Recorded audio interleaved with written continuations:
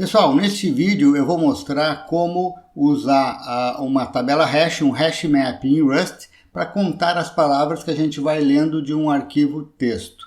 No caminho eu vou aproveitar para mostrar como ler um arquivo texto e também vários outros aspectos da linguagem Rust. Lembrando que aqui na descrição do vídeo eu estou deixando um cupom para acesso na Udemy dos meus cursos de Rust pelo preço mínimo que a Udemy oferece.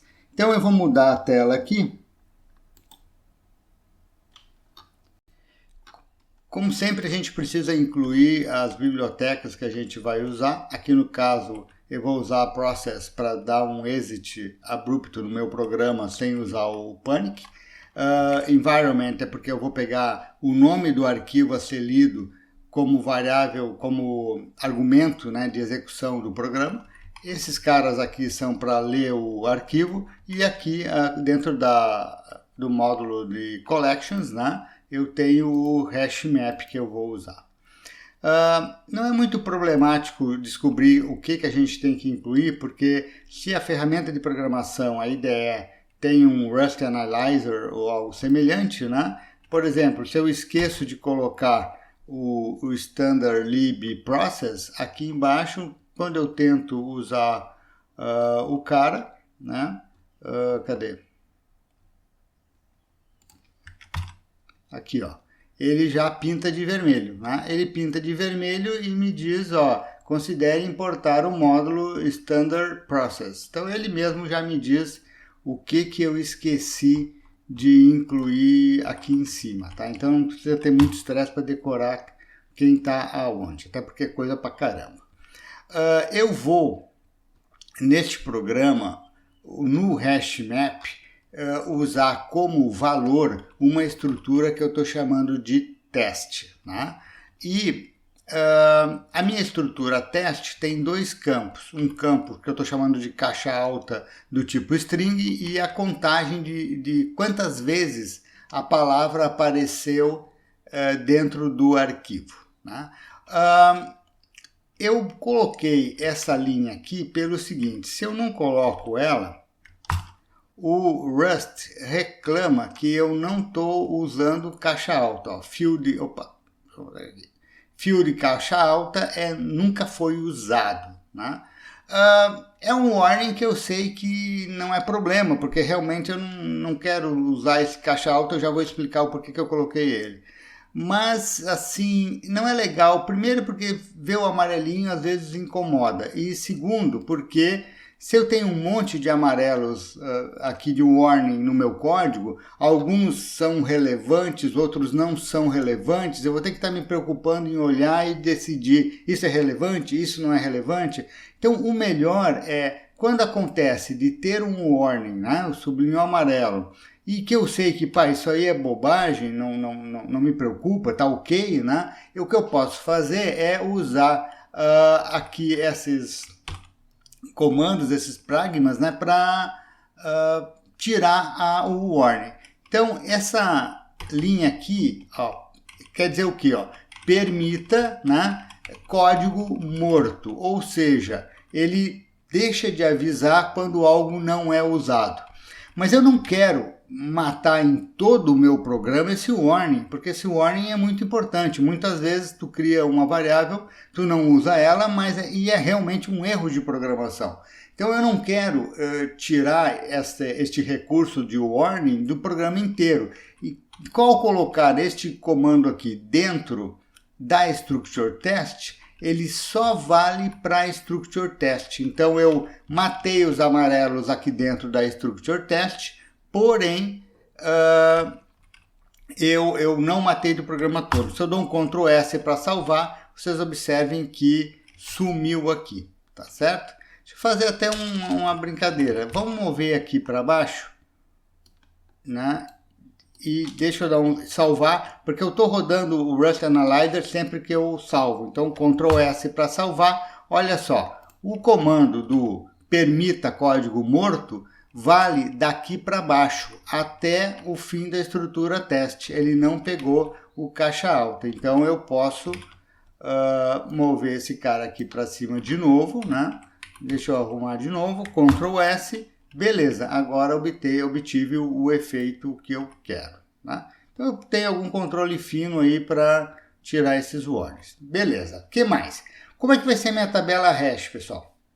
A minha tabela hash vai ter como chave um string, que é uma palavra que eu achei dentro do arquivo, e ela vai ter como valor, de fato, esse unsigned 32, né, número sem sinal 32, que é a contagem de quantas vezes a palavra apareceu. Então, se eu abro um arquivo .txt, onde a palavra nuvem aparece 20 vezes, eu vou contar as aparições da palavra nuvem lá dentro e vou terminar com uma conta igual a 20.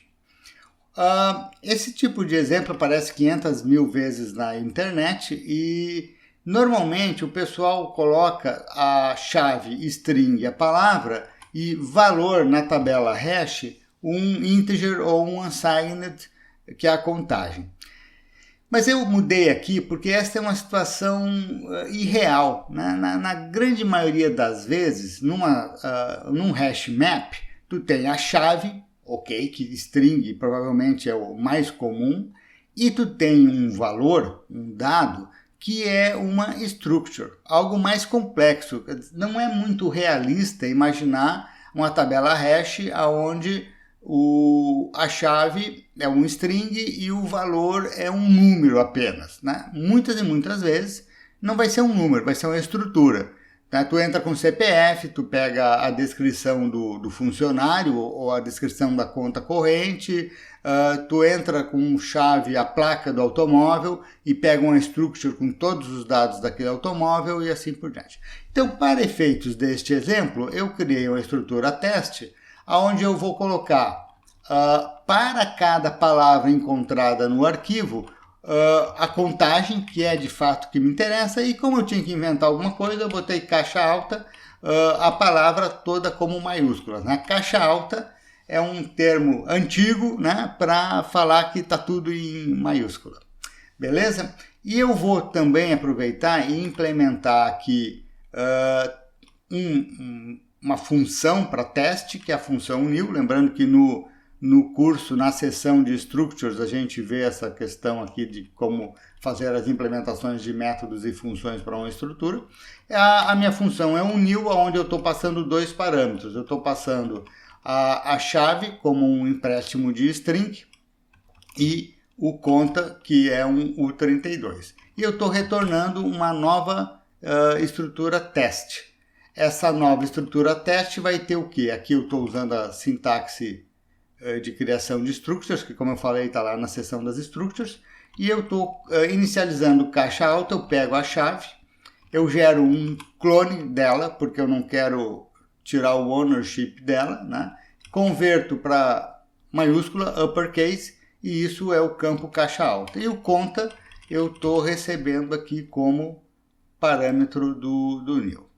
Beleza? Então temos um new para criar estrutura teste. O que mais? Eu quero ler o nome do arquivo da linha de comando. Então eu estou aqui criando um args, a variável args, que é do tipo um vector de string. Né? Temos uma outra aula lá sobre vectors, onde eu estou usando env args para receber os argumentos da linha de comando. Cada palavra digitada na linha de comando. Args, aqui o 0, a primeira palavra é o nome do meu executável e depois as coisas que porventura eu coloquei na linha de comando.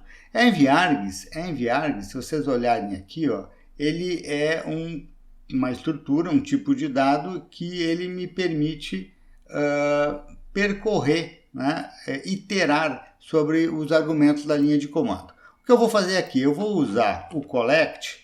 O collect vai pegar cada palavra que o args fornece, que vieram lá da linha de comando, e vai coletar isso tudo na forma de um vec de strings. Tá? Então é uma forma fácil, eu criei um vec com as palavras da linha de comando. Temos também no curso uma outra aula sobre linha de comando, né? E para manipular. O que eu espero, pessoal? Eu espero o argumento 0, o nome do meu executável, o argumento 1, o nome do arquivo. Né? Se o cara não me deu isso, se o número de argumentos for menor que 2, o uso vai ser Quer dizer, eu dou um print LN, olha, cara, o jeito de usar o programa é assim, né? E eu termino, né, process exit, eu termino o meu programa abruptamente. Poderia ter usado o panic, exclamação, mas não é bem pânico, né? É uma terminação normal. Então essa linha aqui termina o programa simplesmente. Na verdade, se o cara me digitar mais que 2, também está errado, né? Então vamos botar aqui, ó, diferente de 2. Se não tiver 2 palavras na linha de comando, não está legal. Beleza. Abertura do arquivo. Eu vou usar um buffered reader, ou seja, um leitor bufferizado. Por quê? A gente sempre usa leitores bufferizados porque isso permite que a biblioteca leia grandes pedaços do arquivo do sistema operacional, coloque num buffer e aí a nível de biblioteca vai me fornecendo linha a linha, aqui no meu caso, né? A leitura do arquivo através do sistema operacional é uma operação cara, né? Pegar algo que está já a nível de biblioteca é bem mais barato em termos de tempo de execução e, portanto, a gente sempre usa o leitor bufferizado, a não ser por razões muito especiais. Então, a minha variável reader, ela é do tipo um buffer reader que vai ler de um arquivo, né? O tipo file vai me dar um handle para o arquivo.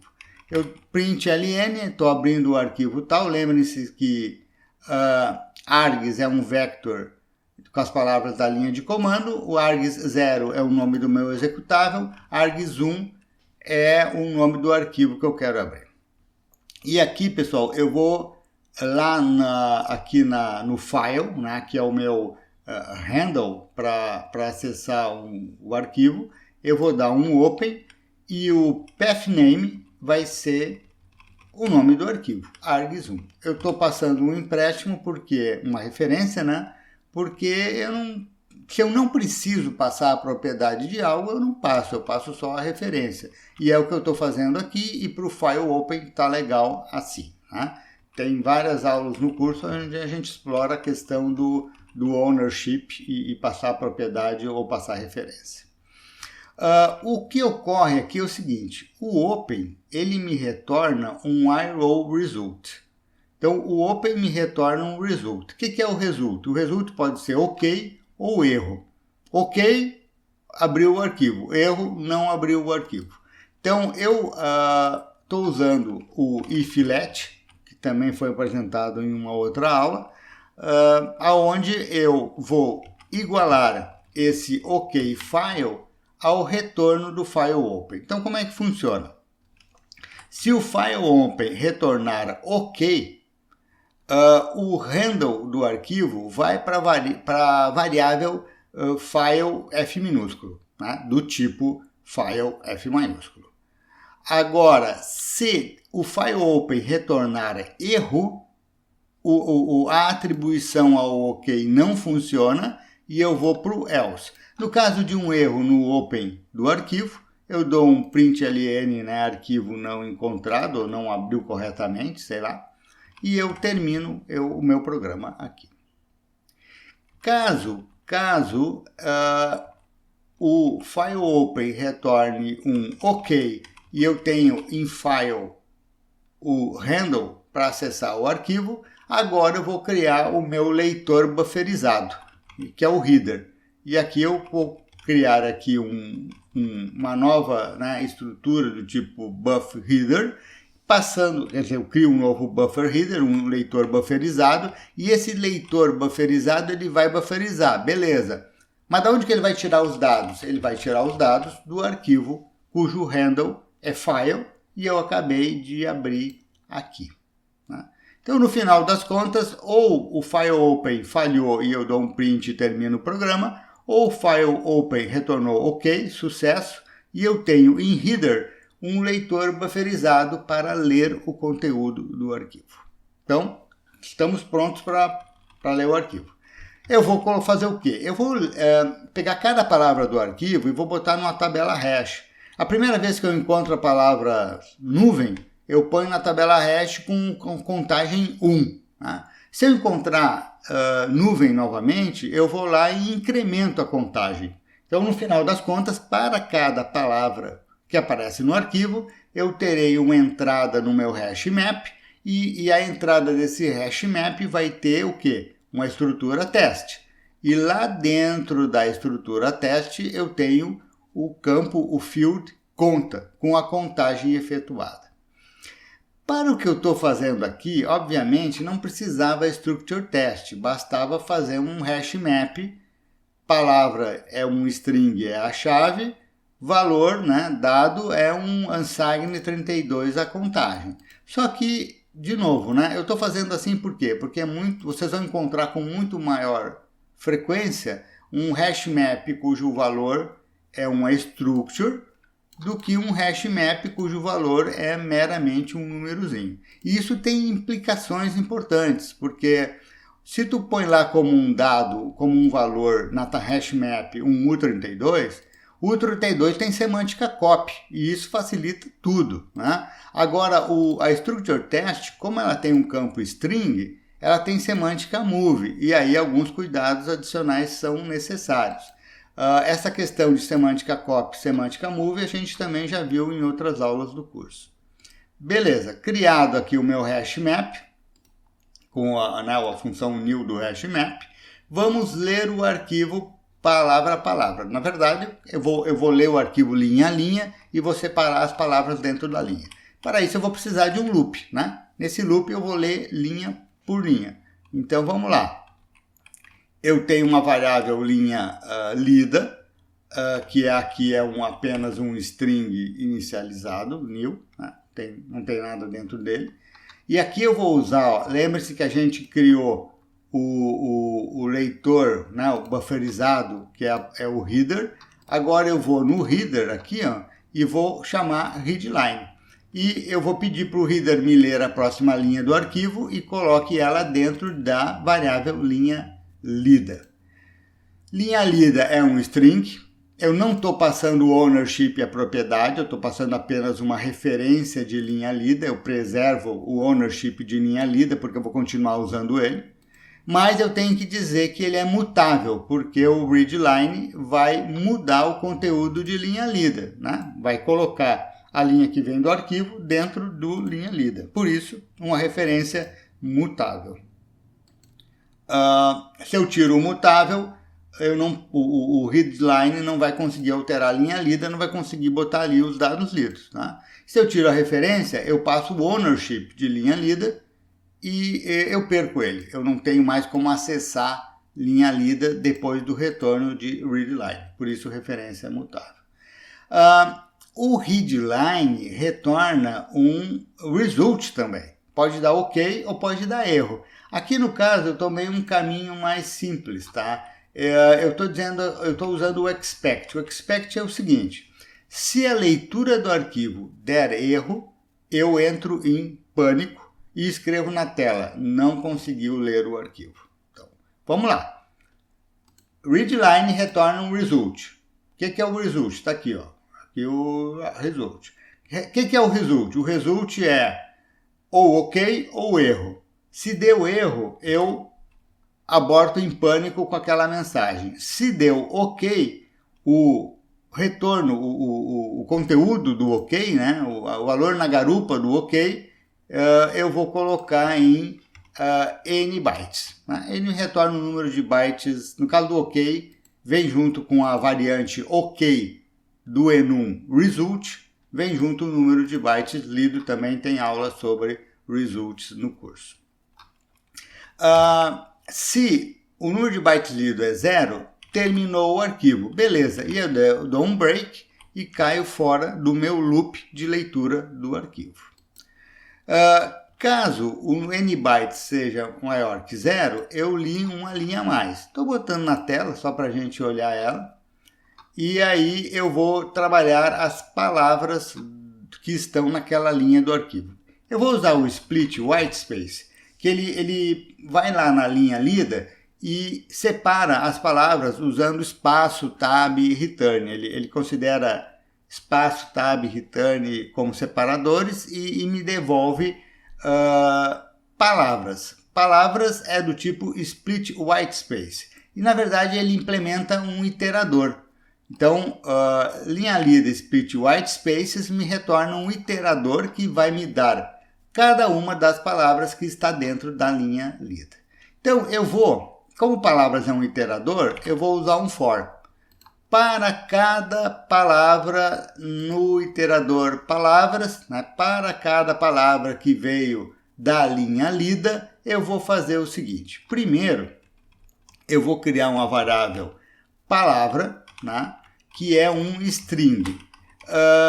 Mas o P já não é um string? Não. Né? O P é um string slice. É uma referência para um slice, uma fatia de um string. E eu vou querer manipular essa palavra, por exemplo, eu vou querer usar ela como chave na tabela hash. E, portanto, eu preciso que ela seja um string completo. Então, eu estou criando uma variável palavra, um string completo, cujo valor inicial é uma cópia do string slice, que é um pedaço do que veio na linha lida.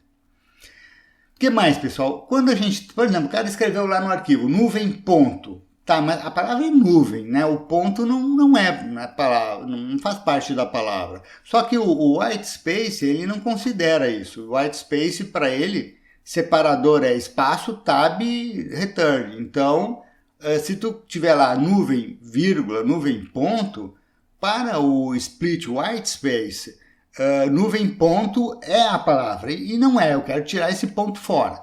Então eu vou fazer o seguinte, eu vou pegar e vou aqui descobrir qual é o último char da palavra. De que maneira?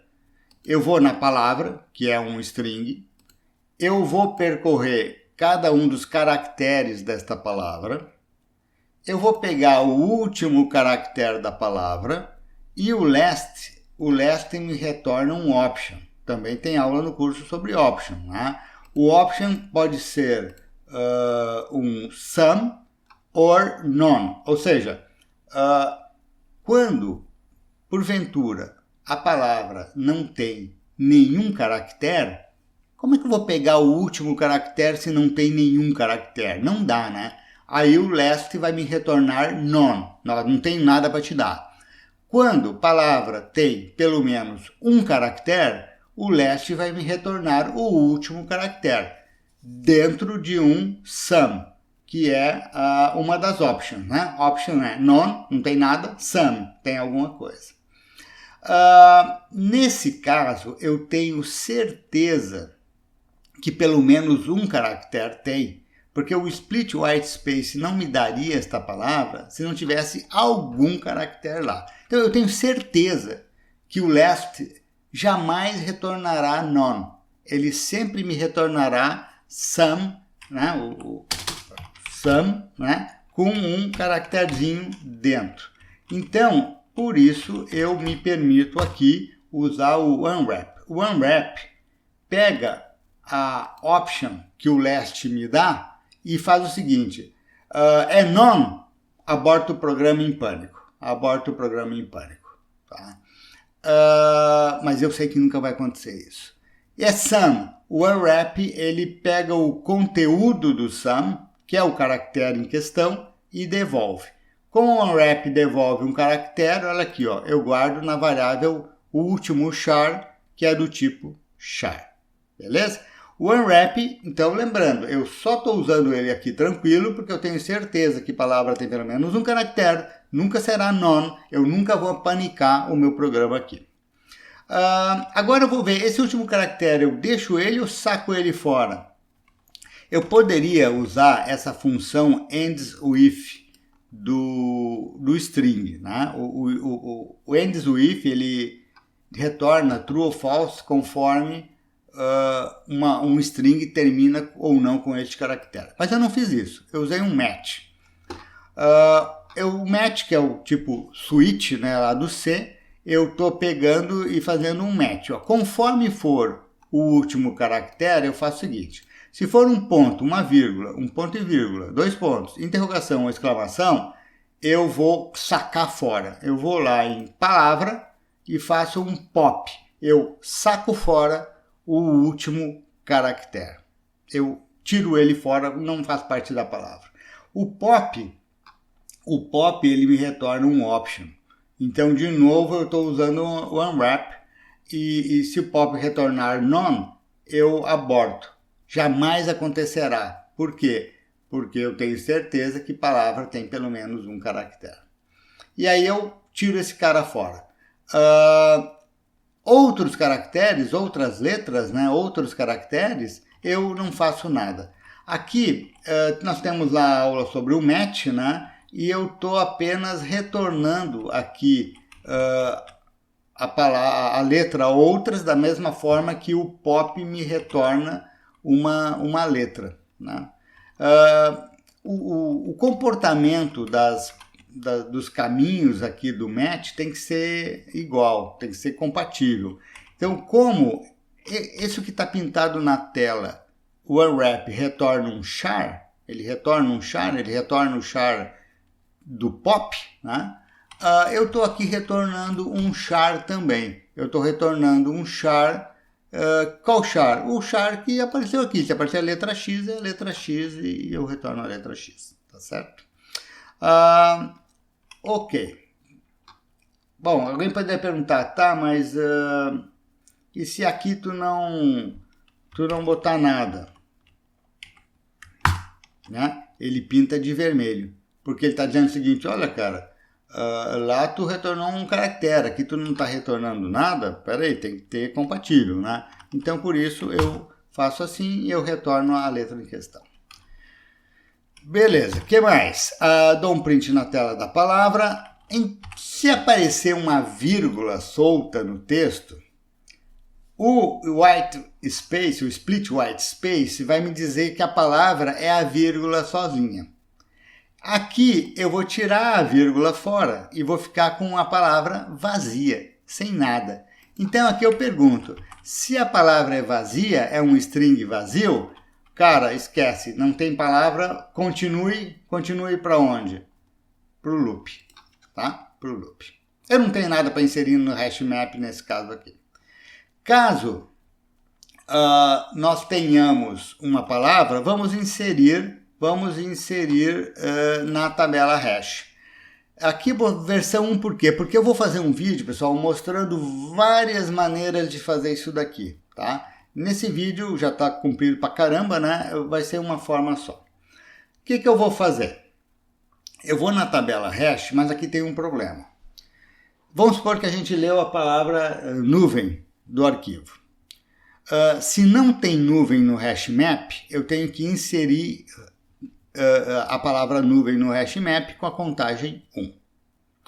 Se já tem nuvem no hash map, eu tenho que pegar o valor que está lá, sei lá, 20, incrementar para 21 e alterar o hash map.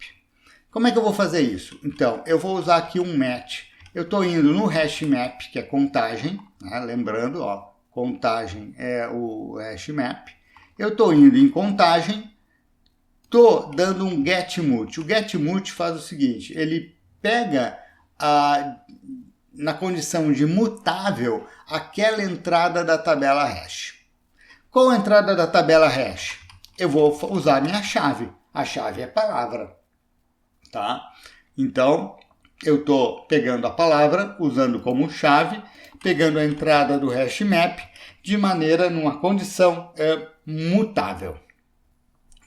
Estou usando referência aqui por quê? Porque o getMult aceita que eu dê uma referência, um empréstimo da chave. E eu faço isso. Isso é importante, porque se eu tiro esse comercial daqui, eu nem sei se ele vai aceitar. Ele não aceita, ele espera a referência. Mas mesmo que ele aceitasse, eu perderia o ownership, a propriedade de palavra. E palavra se tornaria inutilizável, inválida para mim. E eu não quero isso. Beleza, o que o getMult retorna? O getMult retorna um option, um some ou um none. Não tem na tabela hash? None. Tem some. Né? Alguém pode estar se perguntando, pá, mas a gente usa result e option o tempo todo desse jeito em Rust? E a resposta é sim, sim. O result e o option são importantíssimos em Rust, são usados o tempo todo pela biblioteca, então acaba que a gente usa também, e no fato é que depois que tu te acostuma, ele é muito conveniente. Tudo aquilo que em C, por exemplo, tu faria um pointer null, tu vai ter um option none, por exemplo, e fica mais claro e mais seguro o código. Pois bem, se o getMulti me retorna sum, ele me retorna a entrada em questão da tabela hash, uma referência mutável, multi, né? Mutável. E aí o que eu faço? Eu vou lá na entrada, no valor da tabela hash, e especificamente no campo conta, né? Que é esse cara aqui, né? E eu incremento de 1, por quê? Porque eu achei essa palavra mais uma vez. Se getMulti me dá um none, quer dizer o quê? Cara, essa palavra não tem no meu hashmap. O que eu vou fazer? Eu vou inserir. Eu vou lá no hashmap e vou inserir a palavra. Parâmetros do insert, que apareceu na outra aula já, né? Eu vou botar aqui a chave. A chave é um palavra.clone. Por que eu estou clonando aqui, pessoal? Porque se eu não clonar, eu perco o ownership de palavra e eu não quero isso. Então eu estou clonando, mando o clone para a hashmap, permaneço com ownership de palavra, permaneço podendo usá-la. Valor. Valor é uma nova estrutura teste. Aqui eu vou usar aquela função new que eu criei antes para criar uma nova estrutura teste. A chave é a palavra, na verdade eu vou transformar para uppercase, né? Para guardar no campo, no field, caixa alta, e a contagem inicial é 1, porque, bom, essa palavra apareceu pela primeira vez. E aí termina o loop, e aí, quer dizer, continua o loop, né? A gente pega a próxima linha e blá, blá, blá, blá, blá, blá, blá, blá, tá certo? Lembre-se que o loop a gente lê aqui linha a linha com o readline, e no for, né, a gente percorre cada palavra da linha que o split white space gerou para a gente, esse iterador palavras. O que resta? Vamos botar na tela. Mas o hashmap, ele não ordena o conteúdo. Eu gostaria de ver ordenado, e gostaria de ver ordenado pelo tamanho. As palavras que mais aparecem, eu quero que apareça antes. Então, eu poderia ter usado talvez uma árvore B, né? uma B-tree, mas aqui nós temos um hashmap. Então eu vou fazer o seguinte, eu vou criar um vector, onde eu vou colocar todas as palavras e todas as contagens. E depois eu dou um print na tela. Então eu estou criando aqui um vec_new. Mas olha só que malandragem eu estou usando. O que eu vou botar no vector? Eu vou botar no vector, pessoal, uma tupla aqui, ó. Então, aqui eu criei o vector vazio, tá? Criei o vector vazio. Agora, para cada chave e cada valor que tem na minha tabela hash, então, contagem é a tabela hash, iter é um iterador sobre todos os elementos da tabela hash. Nesse iterador vai me dar o quê? Ele vai me dar para cada entrada da tabela hash, do hashmap, né? Vai me dar a chave e vai me dar o conteúdo, que é a structure test. E eu vou lá no todos, que é o meu vector, e vou dar um push, vou inserir no final, né?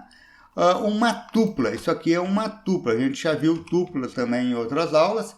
E a tupla com 2 elementos. É uma tupla de 2 aqui.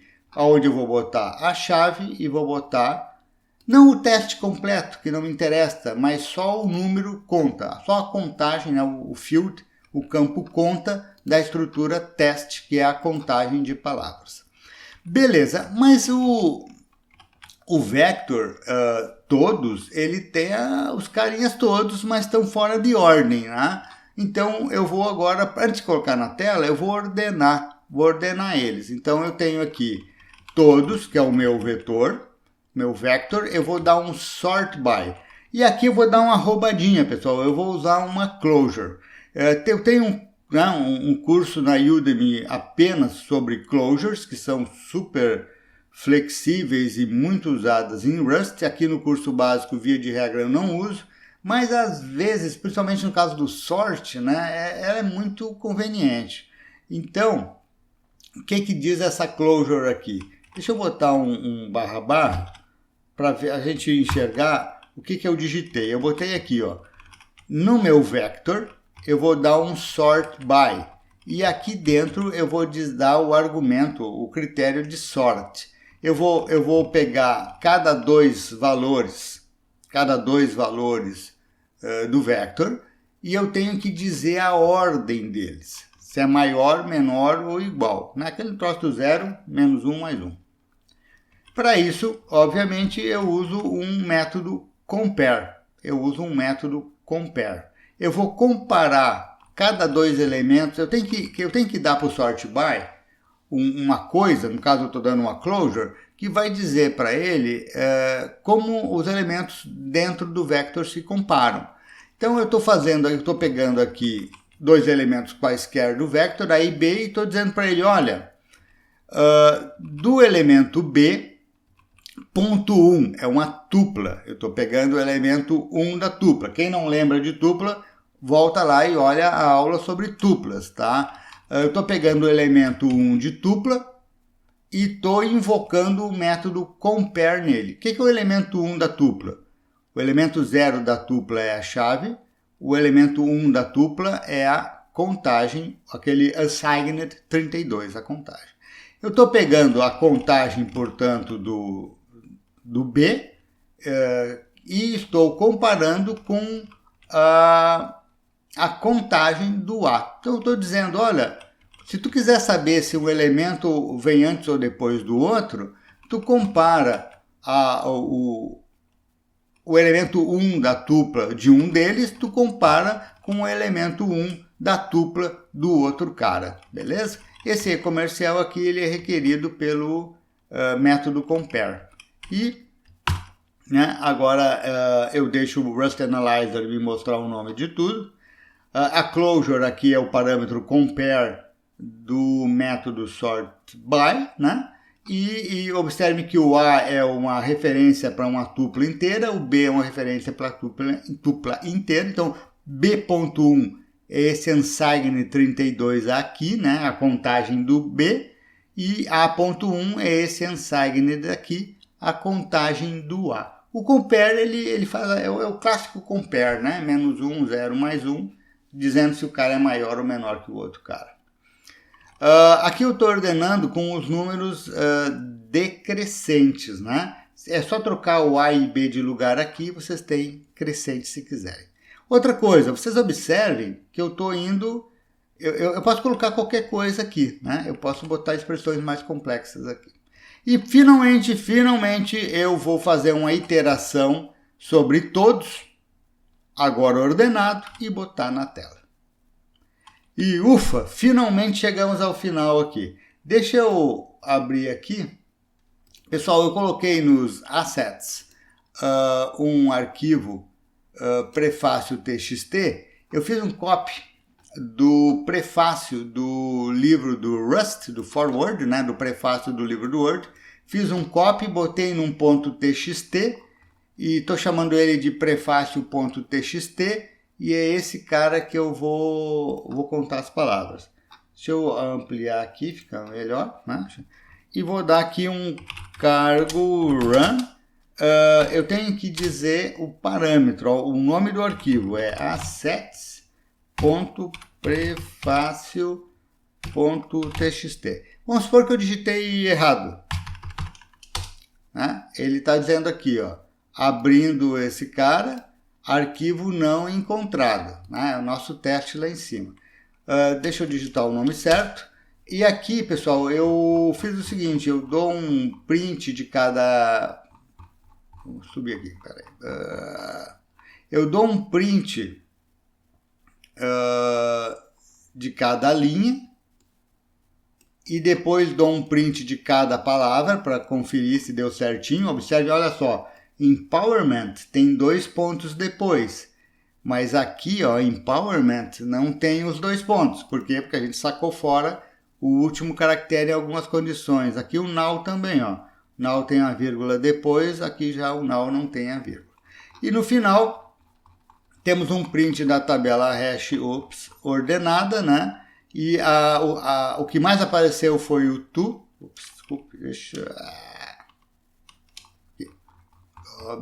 O que mais apareceu foi o to e depois Rust e aqui a contagem, né? Até as palavras que apareceram uma única vez, né? Observem ordenado pela contagem, tá certo?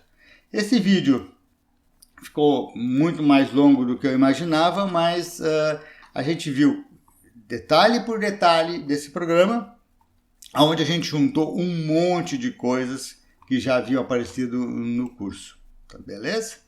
Então é isto, tá? Até mais.